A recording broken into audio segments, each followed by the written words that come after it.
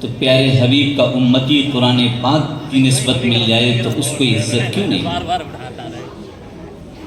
اللہ تبارک تعالیٰ نے اس امت کو قرآن پاک کے ذریعے سے عزت بخشی۔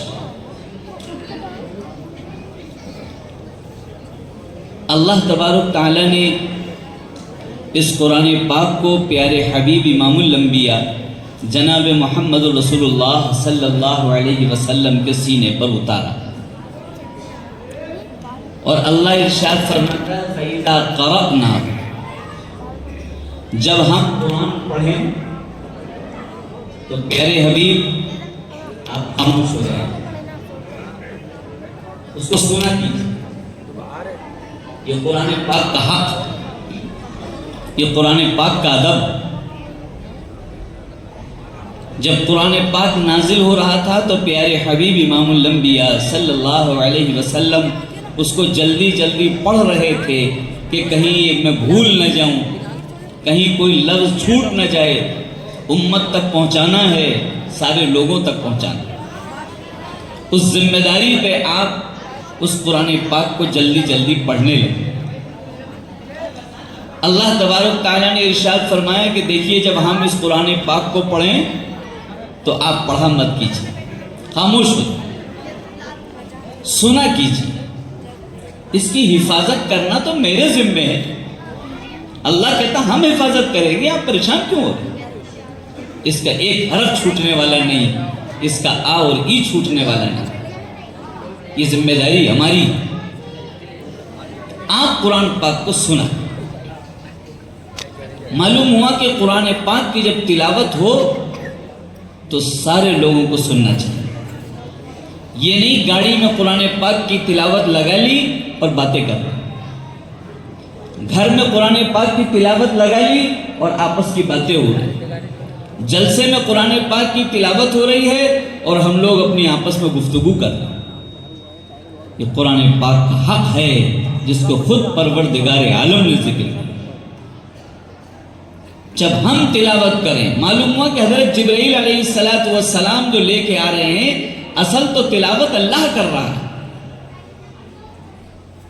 حضرت جبرائیل کے اندر سے آواز نکل رہی۔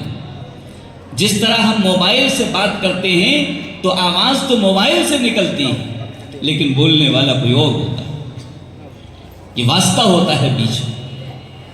حضرت جبرائیل علیہ السلام واسطہ ہیں اور اللہ خود تلاوت فرما رہے ہیں۔ اس قرآن پاک کی تلاوت کو سننے کے سلسلے میں ہم لوگ غفلت کر رہے ہیں۔ قرآن پاک کی تلاوت ہو رہی ہے، استاد آ گیا، ہم قرآن پاک کی تلاوت چھوڑ کر استاد کے لیے کھڑے ہو گئے؟ نہیں، یہ اللہ کا کلام ہے، اس سے بڑا کوئی نہیں۔ حضرت والا ہردوئی نور اللہ مرقدہ تشریف جلسے میں لا رہے تھے حیدرآباد میں، اور جیسے ہی آپ سیڑھیوں تک مسجد کے آئے قرآن پاک کی تلاوت شروع ہو گئی۔ حضرت وہیں سیڑھیوں پر بیٹھ کہیے قرآن پاک کی تلاوت ہو اور میں آگے بڑھوں، لوگ میری طرف متوجہ ہوں، میں مجرم ہوں گا۔ وہیں بیٹھ گئے سیڑھیوں پر، اور جب قرآن پاک کی تلاوت ہو گئی آپ نے مزے لے لے کر اس کی تلاوت کو سنا، اور جب تلاوت مکمل ہوئی تب جلسے کے اندر تشریف لایا۔ کیا ادب ہے! ان اکابرین نے ادب کو سیکھا ہے اور امت کو سکھایا ہے۔ اس لیے ایک تو اس کا حق یہ ہے کہ سنا جائے۔ اسی لیے امام ابو حنیفہ رحمۃ اللہ علیہ ارشاد فرماتے ہیں کہ نماز میں جب امام تلاوت کرے تو سارے مقتدیوں کو سننا چاہیے، یہ نہیں کہ امام بھی پڑھ رہا ہے تم بھی پڑھ لیں۔ قرآن کی تلاوت ہو رہی ہے اور تم سن نہیں رہے، تم بھی پڑھو۔ یہ قرآن کا حق ہے، خاموش ہو کے سنو۔ امام سورۃ الفاتحہ پڑھ رہا ہے، تم سب کو سننا ہے، تلاوت ہو رہی ہے، کان لگا۔ ثم ان علینا بیانا، یہ تو الفاظ ہوئے، اور الفاظ کے پھر معانی ہوتے ہیں، لیکن الفاظ کے ساتھ ایک چیز اور ہے، اللہ نے جیسے پڑھ کے بتایا ہے ویسے ہی پڑھنا ہے، اس میں بھی رد و بدل نہیں کرنا ہے۔ ہم قرآن پاک تو پڑھ رہے ہیں، لیکن حروف کی ادائیگی نہیں ہو رہی. اللہ نے جیسا پڑھ کے بتایا، سارے جہان کے سرتاج نے جیسا صحابہ کو سکھایا، ہم ویسا تلاوت نہیں کر پاتے. قاری صاحب پڑھ رہے تھے، آپ نے دیکھا کہ حرف کیسے نکل رہا، عین کہاں سے نکلے گا، قاف کہاں سے نکلے گا، شین کہاں سے نکلے گا. اس کا پڑھنے کا انداز بھی اللہ ہی نے سکھایا ہے، اور اس انداز کو ہم بھولتے جا رہے ہیں، ہم اس سے روگردانی کر رہے ہیں. الحمد، اس میں بڑی ہاں ہے، اس کو جب ادا کیا جاتا ہے تو گرم ہوا نکلتی ہے. الحمد، گرم ہوا ہاتھ لگا کے. اور الحمد چھوٹی ہاں، اس میں ٹھنڈی ہوا آئے گی منہ سے. زمین و آسمان کا فرق ہو جائے گا اگر ہم نے ویسے تلاوت نہ کی جیسی اللہ نے ہم کو بتائی.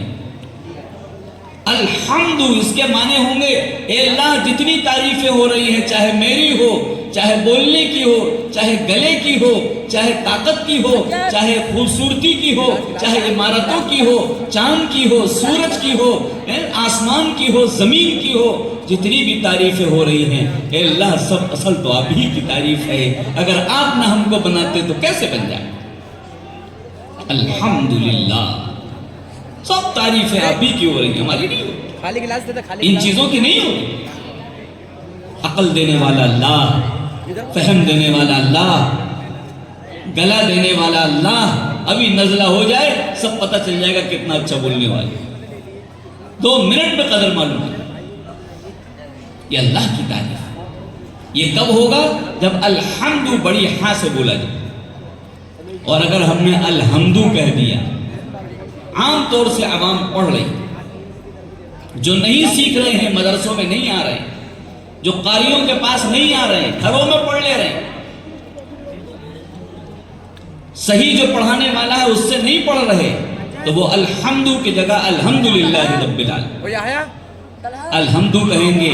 اس کے معنی ایک ہیں ساری کمزوریاں اے اللہ تجھ میں، تمام کمزوریاں،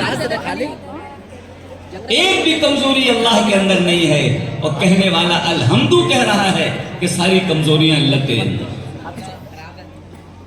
کتنا بڑا جرم ہو جائے گا جب ہم اس کو اس انداز سے پڑھیں. لیکن عوام دیکھ رہا ہوں کہ اس طرف راغب نہیں ہو رہی ہے. نماز کے اندر قرآن پاک کا صحیح پڑھنا فرض ہے. اگر غلط پڑھا جس سے معنی بدل جائیں نماز ٹوٹ جاتی. اپنا قرآن پاک چیک نہیں کرایا جا رہا، بلڈ پریشر چیک کرا رہے ہیں، آنکھیں چیک کرا رہے ہیں، شوگر چیک کرا رہے ہیں، ایک ایک چیز بدن کی چیک کرا رہے ہیں. لیکن قرآن پاک چیک کرانے والے بہت کم نظر آئے. کہ جو قاری صاحب کے پاس، حافظ صاحب کے پاس آئیں کہ میری سورہ فاتحہ چیک کر لیجئے، کہیں کوئی کمی تو نہیں آ گئی ہے جس سے سارے معنی زمین سے آسمان کی طرف آ رہے. اس کی فکر کرنے کی ضرورت ہے. سب لوگ چیک کرائیں گے انشاءاللہ انشاءاللہ. یہ دوسرا حق ہو گیا.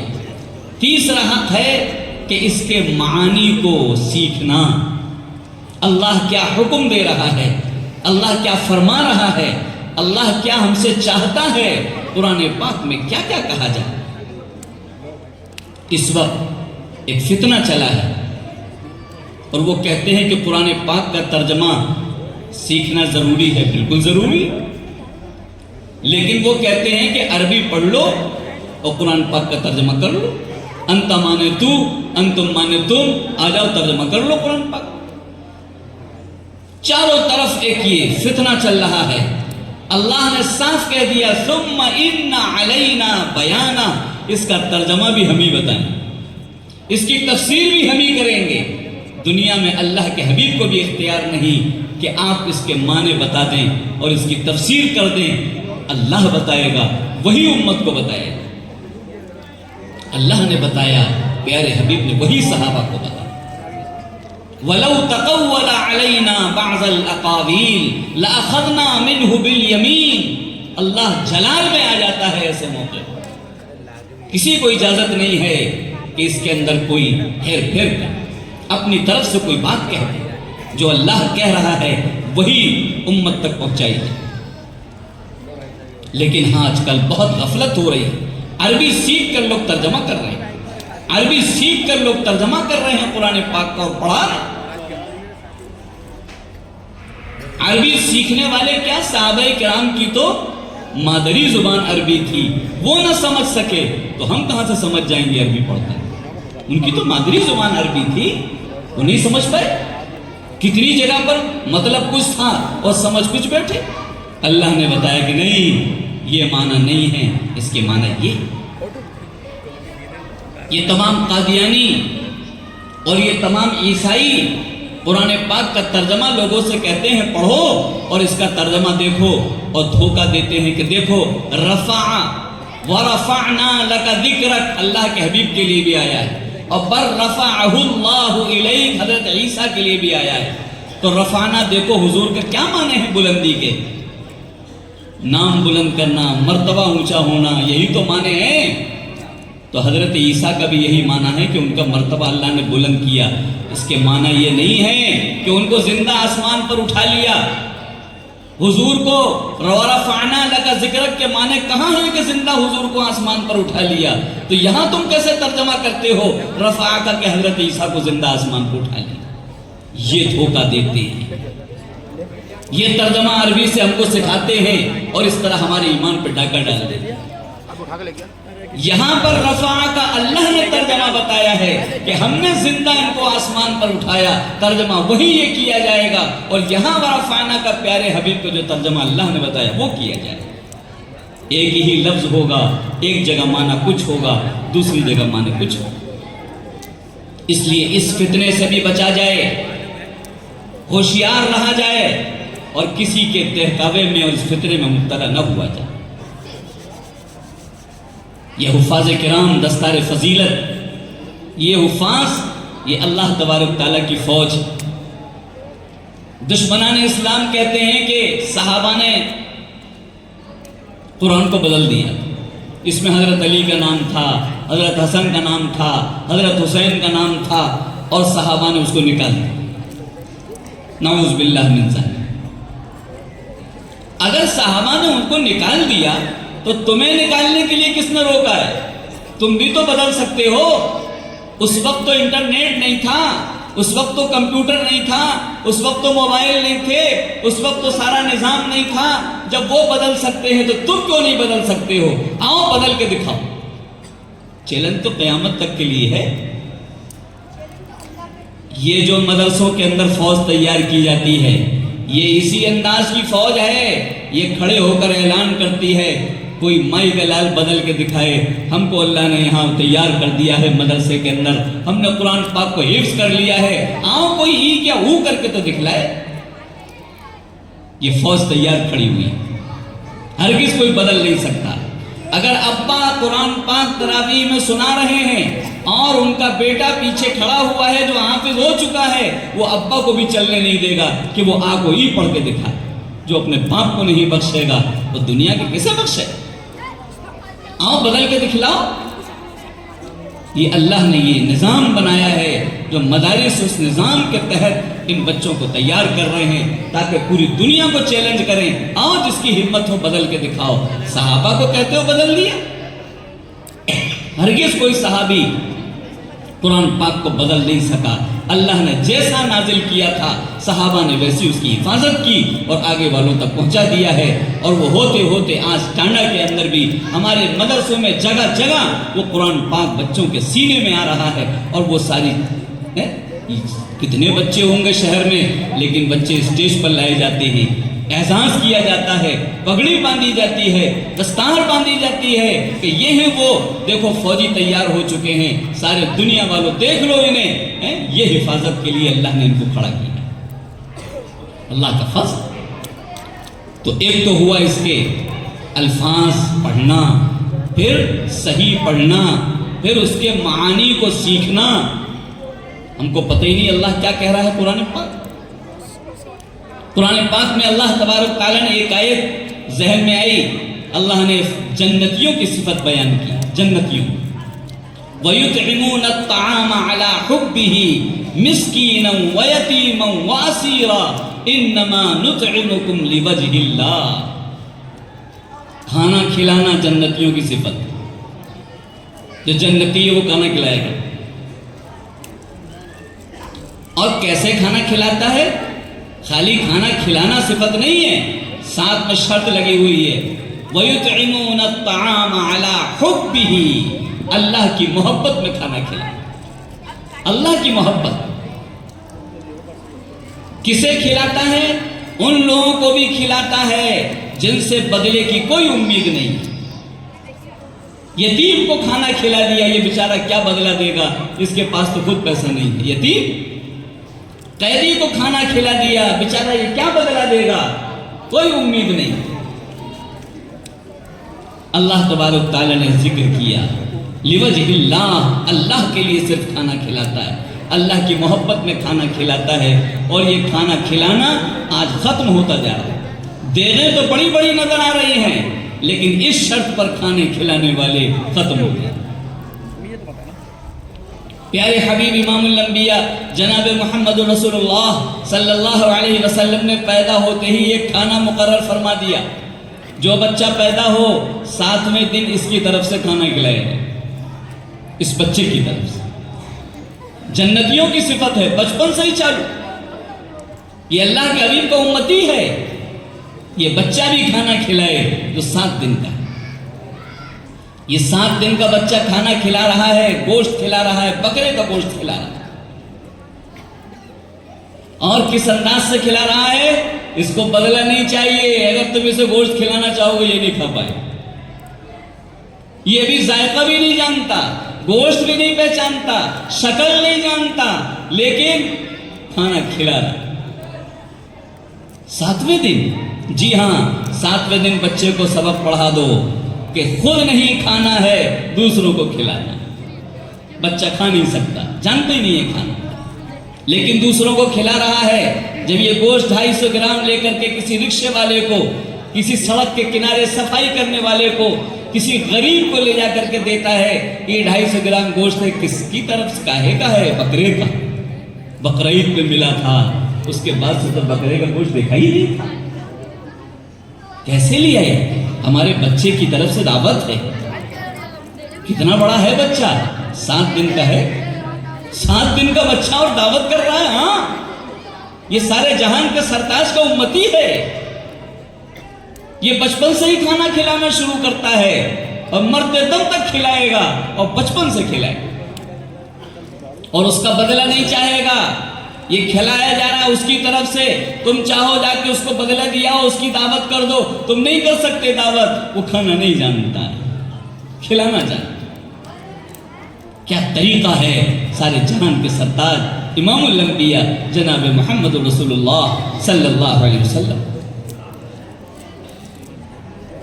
لیکن ہم نے اس ساری چیزوں کو مٹا دیا، ختم کر دیا. کون عقیقہ کر رہا ہے اس انداز سے؟ 7ویں دن تو اٹھا کے چھوڑ دو. میں دیکھ رہا ہوں 10 سال کی عمر میں، 15 سال کی عمر میں عقیقے ہو رہے ہیں.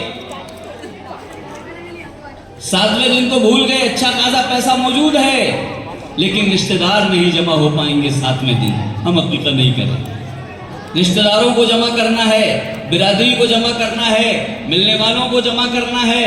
یہ عقیقہ کیسے ابھی کر دیں ہم 7ویں دن، جب تک کہ سارے لوگ جمع نہ ہو جائیں؟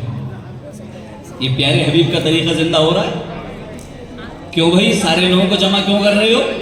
یہاں کے شہر میں غریب نہیں رہتے، شہر میں تمہارے رشتہ دار نہیں رہتے، شہر میں لوگ نہیں رہتے، تم انہیں کھانا کیوں نہیں کھلا رہے؟ ارے صاحب، جب گھر والے جمع ہوں گے، خاندان جمع ہوگا، تو پھر ساتھ میں کچھ لفافہ بھی تو آئے گا، کچھ گفٹ بھی تو آئے گا. نظر کہیں اور لگی ہوئی. شام کو حساب ہوتا ہے، 2 بکرے کتنے کے آئے؟ 24,000 کے. کھانے میں کتنا خرچہ ہوا؟ 6,000. 30,000 ہو گیا. ذرا لفافے کھولو، گفٹ کھولو، کیا کیا آیا ہے. گنا گیا تو 30,000 خرچہ ہوا اور 50,000 آ گئے تو کہتے الحمدللہ. یہ الحمدللہ کہنے کا بات جرم ہے اس وقت. الحمدللہ بچپن سے ہم نے بچے کو بھیکاری بنانے کا فیصلہ کر لیا کہ جب تک کوئی 2 روپے نہیں دے گا، 100 کا نوٹ نہیں دے گا، ہم کھانا نہیں کھلائیں. یہ بچہ مانگنے والا بن گیا. ہم نے اس بچے کو بھیکاری بنا دیا اور سارے جہان کے سرتاج کی چیزوں کو ہم نے گھر سے نکالا. اگر 1 روپیہ بھی آپ نے وصول کر لیا تو صدقہ کہاں رہ گیا؟ صدقہ کہاں رہ گیا؟ تو بزنس ہو گئی. آپ نے پیسے وصول کر لیے. کتنوں کے عقیقے ایسے ہو رہے ہیں آج سب کچھ گڑبڑ ہوتا چلا ہے. کچا گوشت تقسیم کر دیجئے. آپ نے گھر کچا گوشت پہنچا دیا، لفافہ کہاں آئے گا؟ لفافہ تو جب آئے گا جب پکا کھلاؤ گے بلا کے دروازے. کچا گوشت تقسیم کر دیجئے اللہ کے لیے، لوجہ اللہ. اللہ اس سے خوش ہوگا اور یہ میرا بچے کی تربیت صحیح ہو جائے گی. یہ میرا بچہ کھلانے والا بن جائے گا، ہاتھ پھیلانے والا نہیں بنے گا. پھر ایک کھانا آتا ہے جوانی کا. جب تمہارا بچہ جوان ہو جائے پھر کھانا کھلاؤ. یہ کھانا کون سا ہے؟ لڑکا جوان ہو گیا. حضرت الرحمن ابن عوف رضی اللہ تعالیٰ عنہ کو دیکھا. اللہ کے حبیب نے شادی ہو گئی کہ جی ہاں ہو گئی. ولیمہ کیا کہ ولیمہ تو نہیں کیا. کھانا نہیں کھلایا کہ نہیں کھلایا. وہ جلیل القدر صحابی ہیں. جب اللہ کے حبیب کے بعد مشورہ ہو رہا تھا خلیفہ کسے بنایا جائے تو ان کا نام بھی پیش کیا گیا. اتنا جلیل القدر صاحب. جاؤ کھانا کھلاؤ. ایک بکری کاٹ دو، جاؤ. فخر نہیں، لوگوں کو اکٹھا کر کے نام نمود نہیں، جتنا ہے اتنا کھلا. انہوں نے جا کے کھانا کھایا. کیا بہترین طریقہ ہے. ایک پلی پلائی لڑکی لے کر کے آئے ہو جو 18 سال کی، 20 سال کی، 22 سال کی، جس پر تم نے 2 روپے خرچ نہیں کیے، نہ کپڑے پر، نہ علاج پر، نہ کھانے پر، نہ پینے پر. پالا دوسروں نے، کپڑے دوسروں نے بنائے، سارا کام دوسروں نے کیا. پلی پلائی لڑکی تمہارے گھر آ گئی اور لڑکی تمہیں پلی پلائی مل گئی. اس سے زیادہ شاندار کیا کام ہوگا؟ تم نے شکرانے میں کھانا نہیں کھلایا. کھانا کھلایا. ایک یہ کھانا کتنا شاندار. بہت سے کھانے ہیں قرآن پاک میں ان کا ذکر ہے. میں ادھر نہیں جا رہا، میں مختصر وقت میں مختصر بات بتائی.